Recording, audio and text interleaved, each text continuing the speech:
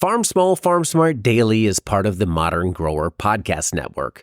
Check out some of our other shows like Carrot Cash Flow, the Growing Microgreens Podcast, and Farm Small, Farm Smart. Learn more about the shows using the link below. Let's chat seasoning wise. Are you having to do any sort of like commercial kitchen processing, any of that sort of stuff? Or is this just like you have dehydrators in the kitchen and you're just sort of kind of cottage industry style doing everything? Like what does the herb seasoning side of things look like? So currently we're cottage food loss. So currently our dehydrators are in our kitchen. We process everything in the kitchen in our house.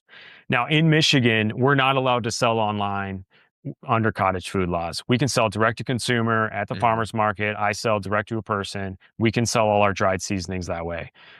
And as soon as we go above 25,000 in seasonings, which we've done now, we have to then start building a commercial kitchen. We can't sell more than that per year as cottage food loss. So actually, currently, we bought an Amish-built shed, had that placed on the property, and we're in the middle of, we've been getting building permits to add more electrical in there. We're actually, our health department right now is working with us to approve a leach field for that facility. And we're hoping to have that facility up and running, but we're bootstrapping it, so it takes money. So we're hoping to have it running by the end of the year.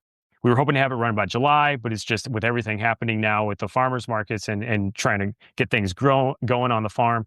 And also financially, springtime is always hard. We put a lot of money in. Now we're hoping markets will bring it back.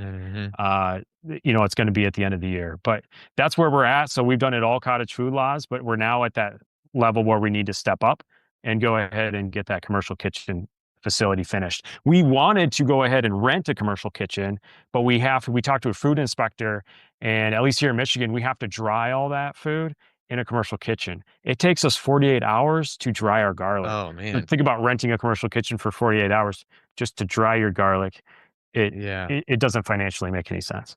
Yeah. So on the subject of things financially making sense, do you feel like dehydrated, herbs and garlic and such things that you could use for seasoning blends or even selling them individually? Do you think this is something that could be done practically and profitably for like me per se? Like if I had a bunch of herbs, I'm swimming in oregano or I'm swimming in whatever, and I want to start doing that and selling that. Is it more of like, yeah, you might make a little bit, but you really need to sort of double down to make it profitable? Or is this like, where does this sort of fall in your experience on the kind of the profitability spectrum for like any regular old market garden?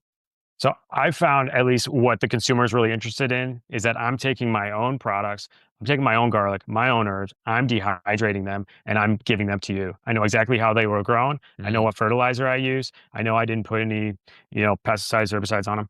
And that's what they really care about. Because even if I purchase an organic product that I mixed into my seasoning, they're not as excited about that. But when I can tell them, hey, my habanero peppers that are in here, that is from me. All these herbs are from me, garlic's from me, and I'll tell them how I make it actually. That's where they're super excited about. So if you, as any market gardener, I would recommend everybody do it. Go ahead and take your extra, figure out a blend that really tastes good, works for you, and then go ahead and push that out to market and say, this is from my farm and try this out. You will sell.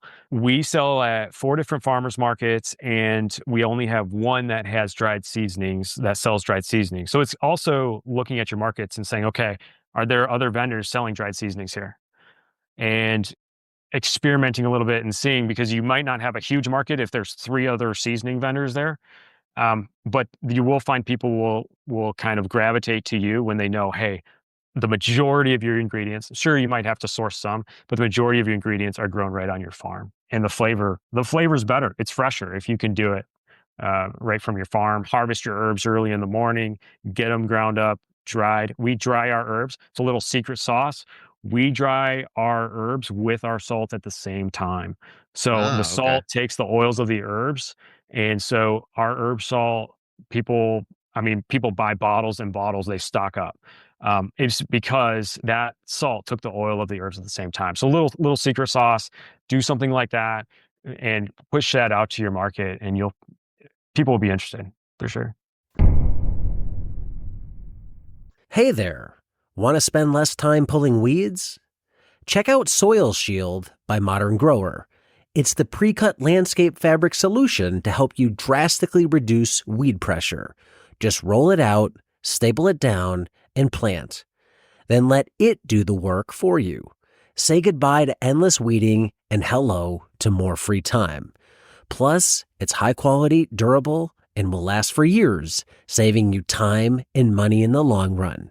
It's available in a variety of row and hole spacings to accommodate all the crops that vegetable farmers grow. Learn more about Soil Shield landscape fabric at shop.moderngrower.co or using the link below.